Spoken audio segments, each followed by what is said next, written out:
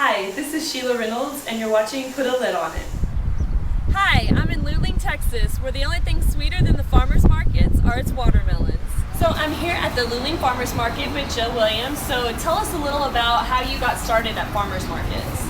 Well, I originally went with two senators, and we started the one at Highland Mall. We started it in Victoria, all the markets down in that South Texas area, and several in Austin besides Highland Mall.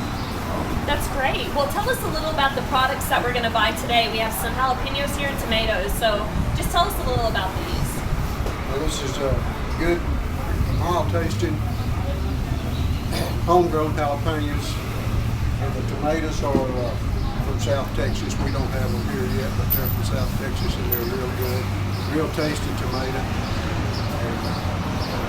That's great.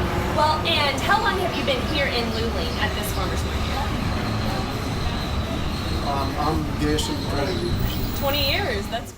Hi, so we're back in the kitchen, and I picked up my tomatoes and my cilantro. Also got my tasty jalapeno peppers. And what I've done is I've gone ahead and food processed all of the items that you see in front of us. So we have red onions. So I processed 2 large red onions, and I cut them, I quartered them, and threw them in the food processor.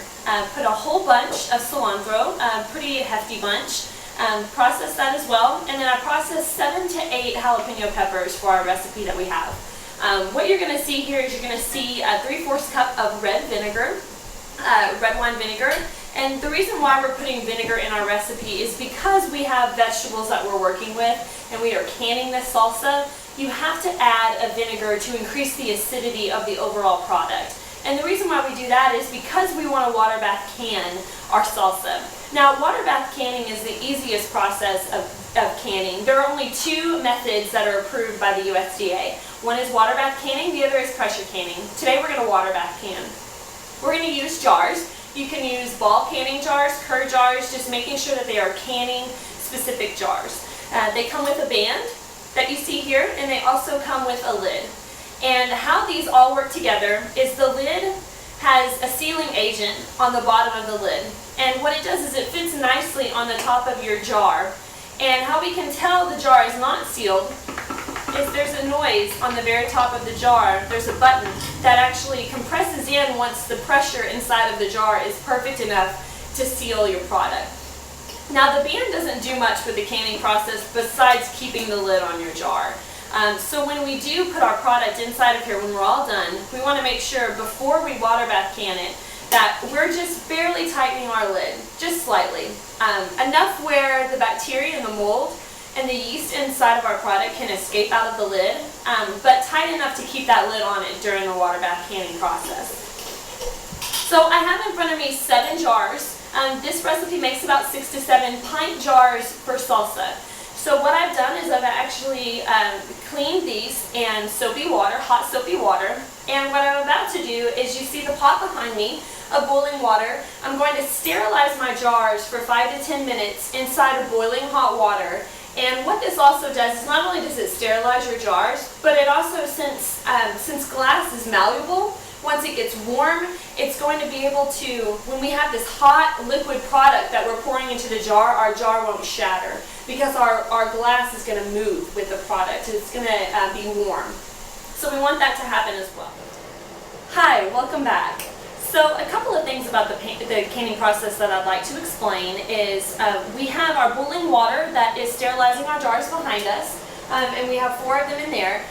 You can water bath can out of really any large stock pot. Some canning books that you read will tell you that they prefer that there be a rack in your pot.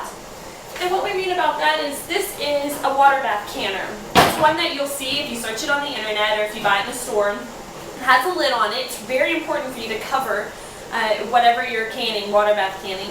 And inside of here you're going to see a rack. This is our rack. Has handles that go outside of the pan, so you can actually stack your product in here and then submerge it in the water. So this is a traditional water bath canner. The reason why I'm not using it behind us is that we are doing one recipe, and this is nice when you're doing a large recipe or maybe a couple of recipes, one after another. So this water bath canner can run you anywhere from $40 to $100 depending on what brand you buy. And so this, I wanted you to be able to see this. Now, what we're going to do is, our bands do not need to be sterilized in any way. Again, the only real purpose they have in the canning process is just to screw down and keep that lid down from popping up during the water bath canner. So what we have is lids. We have the sealant on the outside of them, and we are going to put them in a pan, about this size, and it has a little bit of water in the bottom. So I'm just going to drop these in, and I'm going to put it on the stove. Now what you want to do is you want to keep these kind of at a little rolling boil, a simmer, but you never want to boil them for a long period of time.